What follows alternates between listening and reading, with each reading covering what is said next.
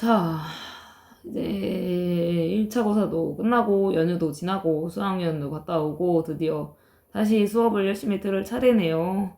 자, 세 사람이 돼서 열심히 수업을 들어보도록 하세요.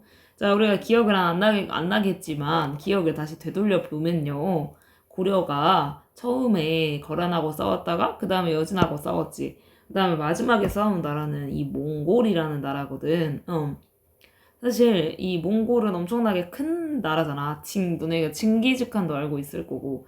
그게 이제 원나라라는 나라거든. 어, 사실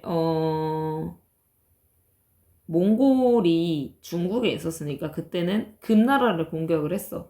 근데 그래서 거란인이 반란을 일으켜서 고려에 침입을 한 거야. 그래서 이제 몽골하고 고려하고 원래 처음에는 연합을 맺었던 사이였어.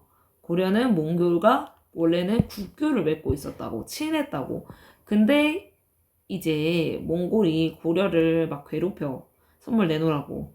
이런 상황에서 그 시기 몽골 사신을 죽여버려. 몽골 사신이 살해되는 사건이 있었어. 몽골 사신이 살해된 사건이 있어서 이제 이걸 토대로 몽골이 고려를 침략하게 된 거죠. 자, 몽골은 고려를 몇 번 침입했을 것 같아?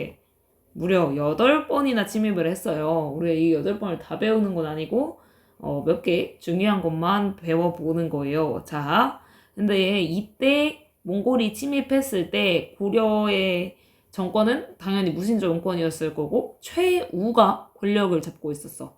그 정방을 만들었던 최우요. 바로 항복해요. 강화. 그러니까 화해를 했다라는 뜻이지.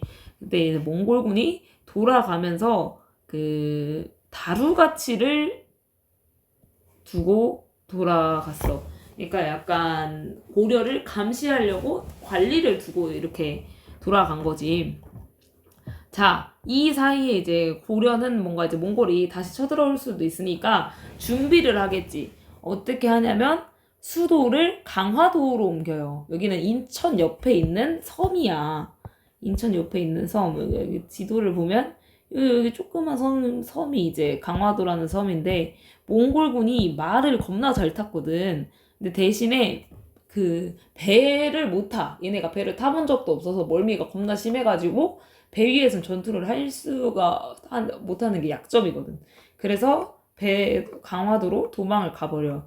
그러면은 육지에 있는 백성들은 어떻게 너네 알아서 숨어라라고 해. 네 산으로 가든지 섬으로 가든지 니네도 알아서 숨어라라고 말하고 도망을 가버린 거지. 아, 정말 무능한 지도자가 아닐 수가 없죠. 자, 그래서 이런 상황에서 몽골이 다시 고려를 침략을 했는데 이때 처인성 전투라는 아주 유명한 전투가 있었죠. 여기서는 자, 처인성 전투 보면요. 스님이었던 김윤우라는 사람과 처인성의 전수들이 몽골군의 총사령관인 살리타를 죽였어. 그러니까 총대장을 죽여서 우리나라가 이 전투에서 이길 수가 있었다라는 거죠. 자, 이렇게 전쟁이 거듭되는 와중에 그 강화도로 도망가 있는 높으신 분들은 무엇을 했냐면 8만 대장경을 이때 만들어. 왜 만들었냐? 이유는 두 가지였어. 첫 번째는 민심을 모으기 위해서. 종교의 숨기는 사상을 통합할 수 있다라고 옛날부터 저 선생님이 강조를 했었잖아. 그리고 불교의 힘으로 몽골을 물리치자라는 염원을 담아서 8만 대장경을 이때 만들게 되는 거죠. 자, 우리가 그래서 이렇게 몽골과 전쟁을 8번이나 하면서 정말 고려가 사람도 많이 죽고 영토도 황폐해지는 문제가 있었어. 특히 우리가 문화유산을 많이 잃었거든. 그래서 이때 잃었던 문화유산이 뭐냐면 대구 부인사의 대장경 판목과 그 다음에 황룡사 구충 목탑을 일대 잃어버리게 됩니다. 자, 이제 그러면 우리는 몽골하고 싸울 것인가 아니면 항복을 할 것인가로 하는데 이 최씨 정권은 계속 싸우자고 했어.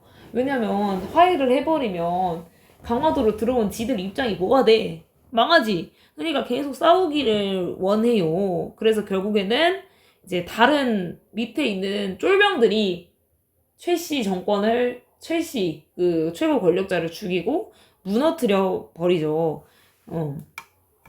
그래서 이때 이제 최씨 정권이 무너뜨리고 당시 태자, 그러니까 후계자지 왕의 아들, 후계자가 원종이었던 사람이거든. 이 원종이 쿠빌라이를 만나서 직접 광화를 맺어요. 이 쿠빌라이도 그 몽골 유력한 후계자야. 얘도 몽골 후계자. 얘는 이제 고려 후계자. 끼리 만나서 서로 이제 화해를 약속을 한 거죠. 그래서 전쟁은 끝날 수 있었지만 몽골은 계속 내정 간섭을 하게 되는 거지. 결국 이제 고려 정부는 개경으로 돌아오게 됩니다. 하지만 이때 최후가 우리 옛날에 만들었던 야별초 있죠. 그 야별초가 이때는 이제 삼별초로 이름을 바꿨었거든. 이 삼별초는 반란을 일으켜. 행복할 수 없다라고 해서 반란을 일으키고 진도로 가. 자, 근데 그래서 고려와 몽골 연합군이 얘네를 진압하려고 하니까 제주도로 옮겨가서 항쟁을 했지만 결국 실패하게 되는 거죠. 자, 이렇게 이 유적지를 보면 삼별초가 고려 몽골 연합군의 군에 맞서 싸운 곳. 자, 그래서 이 삼별초가 강화에서 진도에서 제주까지 가면서 몽골의 마지막까지 항전을 했었다는 거죠.